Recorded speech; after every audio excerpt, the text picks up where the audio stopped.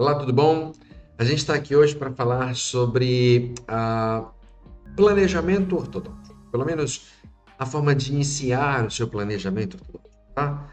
Para quem não me conhece, tá? Eu sou Kikuchi, sou ortodontista e sou professor de especialização de ortodontia e venho conversar neste canal sobre um pouquinho sobre planejamento ortodôntico, tá? Para quem não segue aí o Instituto Kikuchi nos cursos, segue lá no Instagram, se inscreve no canal do YouTube, que sempre vai ter alguma coisa a mais para que você possa aprender nesses vídeos, tá?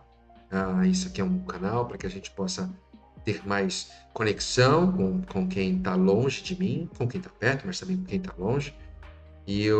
A minha filosofia é sempre entregar alguma coisinha, nem que seja pouco, até porque os vídeos são curtos, mas entregar alguma coisa para vocês, algo que fique uma informação a mais para vocês.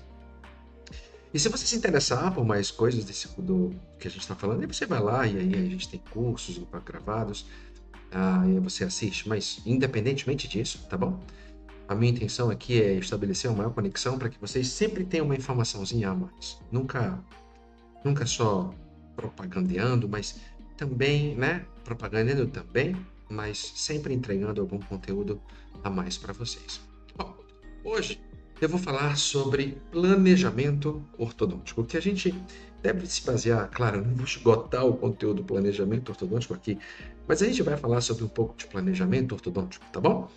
E eu queria discutir um pouco algumas coisas com vocês aqui sobre planejamento ortodôntico. Essa é a nossa ideia de hoje, tá bom? Bom, o que a gente vai discutir hoje sobre planejamento ortodôntico é assim, como que você faz o seu planejamento?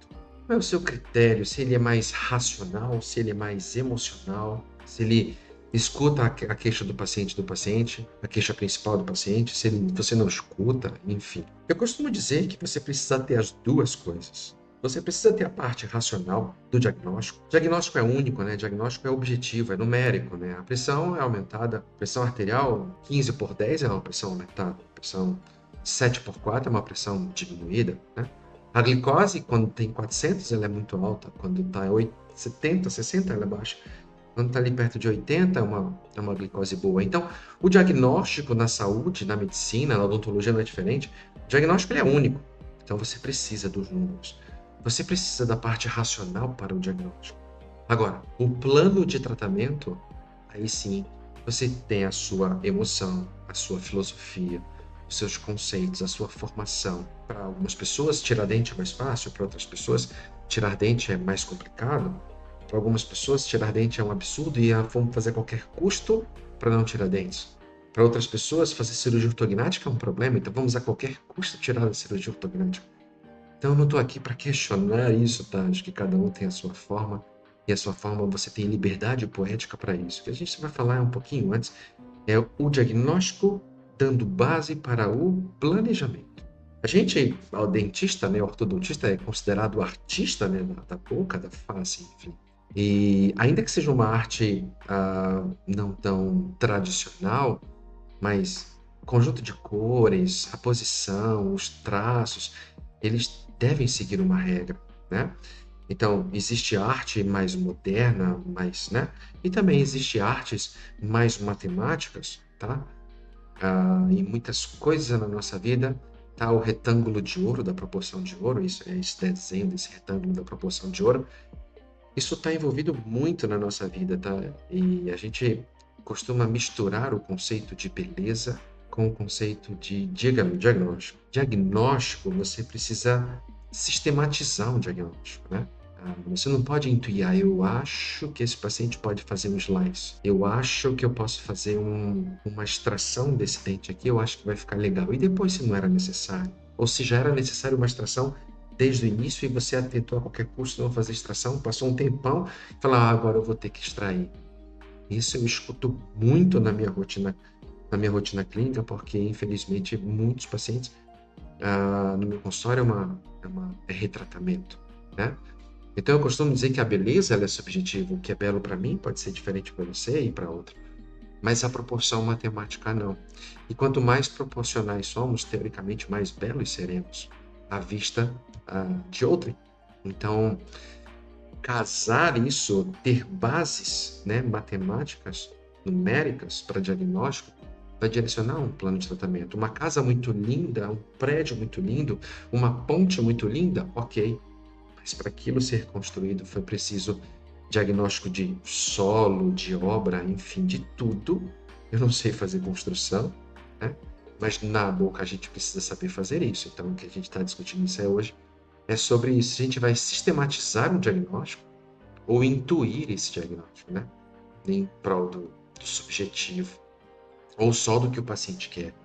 Falando só do que o paciente quer, um conceito muito legal que a gente, e é esse conceito que também eu quero deixar para vocês hoje, é um conceito diferente, mas é um conceito que eu chamo de queixa principal com instrução e de queixa principal sem instrução. Eu vou até chamar de volta para mim aqui, que eu acho que isso é importante, tá bom? Queixa principal com instrução é uma coisa e queixa principal sem instrução é outra completamente diferente. Por exemplo, um paciente quer usar aparelho, né? Mas ele não quer tirar dente nenhum. Na cabeça dele, a sua capacidade profissional é se você atender aquilo que ele quer e não do que deveria ser feito da melhor maneira possível para ele. E aí você tem uma análise de modelo e tem uma discrepância lá dentária de 16 milímetros. Como é que você consegue 16 milímetros na arcada? Então, o paciente não tem essa instrução de 16 milímetros. Quem tem é você, né? Você fez a sua análise de modelo e tal. E você tem essa instrução. Você, ó, parceiro, eu não tenho como conseguir 16 milímetros para alinhar todos os seus dentes na posição correta, no sorriso que você quer e na função que é desejada. Então, é necessário fazer extração. Ó, esse premolar aqui, ele mede, por exemplo, 7 milímetros. O seu outro mede 8. Então, usando 15, falta 1 milímetro. Então, além da extração, eu ainda vou precisar, por exemplo, expandir 1 milímetro ou desgastar, depender de uma análise. Então, você dá subsídios para ele, para que ele possa ter uma queixa agora principal com instrução. Opa, agora eu tenho. Meu dente é um problema de 16 milímetros, eu preciso resolver isso, e para resolver isso é necessária a extração. Aí ele muda, fala assim, é necessário fazer a extração. Um paciente que é birretruso, por exemplo, com os dentes todos alinhados, mas um paciente que tem uma apneia do sono severa, e a gente sabe que o tratamento da cirurgia ortognática é o padrão ouro para a apneia do sono, tratamento cirúrgico, é o padrão ouro, mas o paciente não sabe nem o que é apneia. Depois que ele entende o que é apneia, ou seja, você instruiu para ele o que é apneia, e depois explicar a forma de tratar, você vai continuar com a queixa principal do paciente. Só que agora, uma queixa principal instruída que vai te ajudar, então, a você tratar o seu paciente ou não. Tá? Então, esse conceito é um conceito e essa informaçãozinha que fica para vocês aí sobre queixa principal com instrução e queixa principal sem instrução. Vamos voltar aqui ao nosso conteúdo. Então, o diagnóstico ele tem que ser certeiro, você não pode ficar errando. Ele tem que ser objetivo, ele tem que ser numérico, ele tem que ser exato. Que a partir daí, então, você vai traçar um plano de tratamento baseado em fatos reais, não no que eu acho. O que eu acho é o que eu acho, o que você acha, o que você acha. E a gente pode achar coisas diferentes e estarmos certos também. Mas o diagnóstico ele é único e ele estando mais próximo do que você acha, para você fazer um plano de tratamento também seja melhor para o seu paciente. Depois desse diagnóstico, a gente pergunta assim, qual é o caminho a seguir? O que eu vou fazer? Porque se eu pegar o caminho errado, eu vou perder tempo na minha viagem.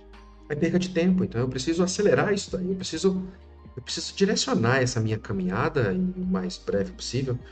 Rápido na ortodontia não é muita força. Rápido na ortodontia é saber o caminho que você vai usar de maneira mais prática e eficiente para chegar ao final do seu tratamento. Essa é a ideia. Baseado nos números, no diagnóstico objetivo, você traça esse caminho com o seu paciente, a relação com o seu paciente fica muito melhor.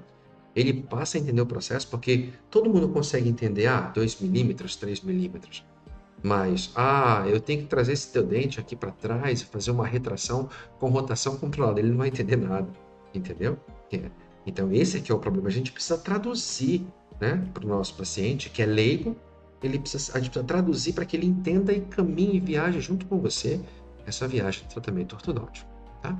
Então, quando a gente fala de alinhamento, eu gosto muito de imagens de comparação para a gente poder, né, memorizar as coisas. Mas nesse pelotão aí do exército aí, ó, o chefe aí tá medindo a altura que a arma fica. Então, esse alinhamento perfeito é o que a gente quer. Só que se não tivesse espaço para esses profissionais, esses militares estivessem na posição correta, não teria como alinhar nem a cabeça, nem o corpo deles, e tampouco a arma deles. Na nossa área de atuação é exatamente igual. Se eu não tiver espaço para poder alinhar o dente nos 3 planos do espaço e na correlação da arcada superior e inferior e com a face, se eu tenho esse planejamento todo, esse diagnóstico todo, é uma coisa. Se eu vou resolvendo parte por parte, essa viagem vai ficar muito maior. Notem, eu não estou falando que vocês não possam chegar no resultado. Eu estou falando que vocês podem demorar mais e para isso é um problema isso para o paciente, né? Porque o paciente ele vai querer teoricamente o mais breve possível. É isso que ele vai querer. Bom, então, se a gente não tem esse correto alinhamento, a percepção do espaço para esse alinhamento, a gente não vai conseguir, a gente vai ficar tentando, tentando e tentando, tá? E isso, de um certo modo, é ruim para a gente. Então, vamos tentar desenhar aqui para que a gente possa trazer isso para nossa vida, tá bom? E a gente vai tentar explicar melhor isso aqui para vocês. Bom, olha só, aqui.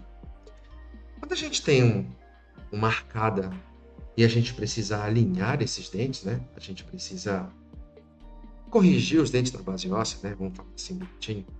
Bom, eu posso jogar isso para o lado, se assim o caso me permitir.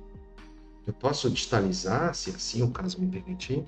Eu posso vestibularizar, se assim o caso me permitir.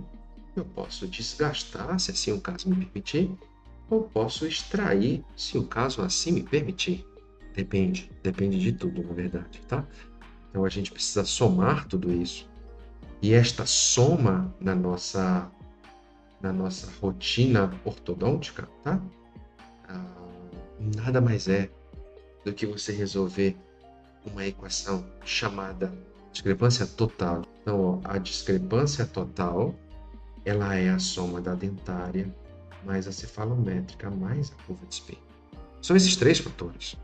Se você consegue, então, entender esses 3 fatores e somar isso e quantificar isso, e aí vai ter outro vídeo para a gente vai falar da setorização dessa discrepância pela linha média em arcada direita e esquerda, que é fundamental a gente entender isso, tá? Se você entende essa discrepância total e esta setorização, você então consegue montar um plano de tratamento direcionado para cada hemiarco. E aí você consegue acelerar o passo, porque você direciona para cada hemiarcada e você tem 4 hemiarcos, então eu costumo dizer que você tem 4 pacientes num paciente só. Então você consegue depois juntar tudo isso, porque tudo isso deve estar no seu perfeito local. É necessário estar no seu perfeito local para que você possa então determinar não só a posição dos incisivos por uma questão funcional e estética, isso vai determinar a sua discrepância cefalométrica. É necessário você determinar a proporção de boto para que tudo se encaixe no lugar. É necessário que você determine a discrepância dentária, porque a gente quer o alinhamento intra-arco, e também a curva de Spee, porque a gente quer uma curva de Spee nivelada. Então, montar esse quebra-cabeça não só intra-arco, mas entre arcos e com a face, é que é o trabalho do ortodontista. Quando você negligencia essas avaliações, você acaba sempre tá correndo atrás, sabe? E se você tem toda uma historinha pronta, como é que eu vou fazer um bolo? X gramas de farinha de trigo, tantos ovos, manteiga, enfim. E no seu tratamento ortodôntico é exatamente igual. Se você tem a receita daquele paciente, e o plano de tratamento sempre vai ser individualizado para aquele paciente, você tem um diagnóstico matemático, você tem a viabilidade física e você tem uma limitação biológica para cada paciente. Tem paciente que tem um periodonto melhor, periodonto pior, paciente com uma condição de saúde gengival melhor, pior, paciente com mais dentes, menos dentes, enfim. Aí a biologia vai limitar, né? Eu costumo brincar nas minhas aulas que a matemática quantifica, a física permite, e a biologia é que dita se pode ou se não pode. É a mamãe biologia que dita isso daí, tá? Porque se você não consegue esta relação funcional dos dentes e estética, você não consegue. Você não consegue o sorriso do seu paciente. Ele vai terminar e vai falar assim: poxa, não era isso que eu pensava, né? Não era isso que eu esperava. E aí ele não consegue sorrir, e o sorriso faz parte da nossa área de trabalho. A gente precisa entender o paciente como um todo. Se o paciente tem insegurança nos seus dentes, ele está inseguro para sorrir. E a gente precisa entender o paciente como um todo, né? É necessário que a função e a estética andem juntas. Não dá para pensar só em estética, não dá só para pensar em função. Eu vou puxar aqui um pouco para mim de novo, porque muita gente hoje em dia pensa na estética, né? Faz aquela comissão de frente Cara, aquela comissão de frente, ela tem que ter critérios biológicos, tem que ter critérios funcionais e estéticos, tá? Aumentar os dentes, simplesmente aumentar os dentes, é necessário entender de proporção áurea, né? Dos dentes com a face, dos dentes com os dentes. É necessário entender de análise de Bolton, dos dentes da arcada superior com a inferior, para você ter o pé da Cinderela casado no pezinho certinho. Se você não tem uma oclusão proporcional, você vai ter problemas de oclusão, ou sobremordida, ou trespasse aumentado, ou mordida em topo, ou mordida tendendo a brode. E essas mordidas, elas vão levar problemas a, a, a facetas, a qualquer restauração, coroa, o que é que seja. Então, se a gente não pensar isso numa oclusão balanceada, simplesmente saber fazer é uma coisa, mas se era necessário ou não era outra questão, que pode fugir os aspectos clínicos, mas caminhar em outros aspectos, aspectos funcionais, aspectos judiciários, e a gente pode ter vários problemas com isso.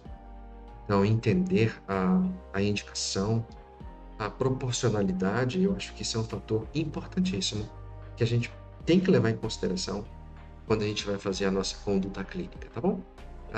Então, função estética tem que andar junto. Porque você pode precisar fazer desgastes ou aumento dental se a análise de Bolton mandar isso, tá? E eu já vou deixando aqui uma pulguinha atrás da orelha. Bolton não se resolve só com aumento e desgaste de dentes, tá? Existem outras situações, nos casos de extrações em uma arcada, com perda de ancoragem, sem perda de ancoragem. E em casos de extração em duas arcadas, com e sem perda de ancoragem.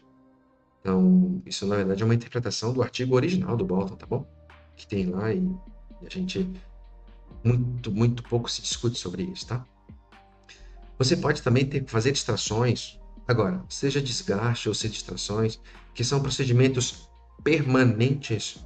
A pergunta que você deve fazer quando você vai fazer isso, se você tem embasamento para isso, porque você pode fazer isso sem necessidade. Será que era necessário fazer isso mesmo? Será que estava indicado fazer isso mesmo? Então a gente precisa se questionar isso na nossa conduta clínica. E existem as análises na ortodontia que a gente tem como usar isso para poder ter base diagnóstica de saber o que vai fazer, tá bom? Então, isso é uma dica importante para vocês aí, tá bom? Por fim, a pergunta que a gente toma quando a gente vai fazer um tratamento de planejar é qual é a direção, né? Se eu estabeleço ponto de partida e ponto de chegada, né? Quando a gente pega um avião, a gente quer aqui que não tenha escala, né? Que seja mais rápido, né? É assim que a gente quer no avião. Vou viajar para tal local. Pô, tem escala, não tem escala, tem voo direto? Quantas escalas são? Pô, uma até vai, mas pô, três. Imagina um paciente que está tratando há 5, 10, 15 anos, quantas escalas ele já fez e quanto ele está cansado por falta de um direcionamento, de um plano de tratamento. Então essa conversa ela é muito legal, porque você estabelece uma correlação, uma relação com o seu paciente muito mais satisfatória desde o início, e você desce do pedestal, né? Daquela história de, eu sou o doutor, você desce do pedestal, você pega na mão do seu paciente e você caminha junto. Eu acho que isso é importantíssimo nos dias de hoje na nossa profissão. Beleza? Então, assim, talvez a gente não seja artista, né? Talvez entre aspas, porque realmente nós somos, né? Mas a gente dá cor à vida dos pacientes. E a gente não trata só de dente, né? A gente trata de gente. Então é necessário avaliar o dente que está numa arcada, que se relaciona com outra, que é tridimensional, que se relaciona com a face, que dá função estética e tudo isso está no paciente que pode inclusive alterar o comportamento desses pacientes, tá bom? Então a gente precisa estar bem ciente do que a gente faz, tá bom? Quem não segue a gente, segue lá. Eu espero que vocês tenham curtido esse vídeo. Eu sempre quero deixar os vídeos aqui no YouTube sempre com uma informaçãozinha a mais. E a gente vai encher aqui para vocês e vocês vão se atualizando. E quem quiser se aprofundar mais, óbvio, né? A gente vai ter os cursos online disponíveis também. Vai ser um prazer, tá? Ter você lá, assim como é um prazer ter você aqui, porque eu não quero fazer você perder o que é mais importante na sua vida, que é o seu tempo. Então, que a gente use o tempo de maneira prazerosa e que seja, de alguma forma, que vocês possam ter algum crescimento, que fique alguma informaçãozinha aí na cabecinha de vocês, tá bom? Um abraço e a gente se vê por aí. Valeu?